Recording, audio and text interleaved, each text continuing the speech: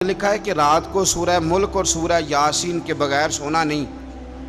سورہ ملک اتنی شاندار صورت ہے کہ نبی پاک صلی اللہ علیہ وسلم نے فرمایا یہ قیامت کے دن اللہ کی بارگاہ میں ناز سے جھگڑا کرے گی اور کہے گی اے اللہ یہاں تو میرے پڑھنے والے کو جنت عطا فرما یا مجھے قرآن پاک سے علیحدہ کر دے۔ میرے رسول کریم علیہ السلام نے مومن کی قبر کا حال بھی بتایا۔ سنن ترمذی میں صحیح ابن حبان میں حضرت ابو ہریرہ رضی اللہ تعالیٰ عنہ بیان کرتے ہیں کہ حضور صلی اللہ علیہ وسلم نے فرمایا جب میت کو قبر میں رکھا جاتا ہے تو اس کے پاس سیاہ رنگ والے اور نیلی آنکھوں والے دو فرشتے آتے ہیں اور اس کو اٹھا کے بٹھاتے ہیں۔ باقی حدیثوں میں 3 ہی سوال ہیں، لیکن اس حدیث میں حضور نے فرمایا انہوں نے بس میرے بارے میں ہی پوچھنا ہے، اٹھا کے بس میرے بارے میں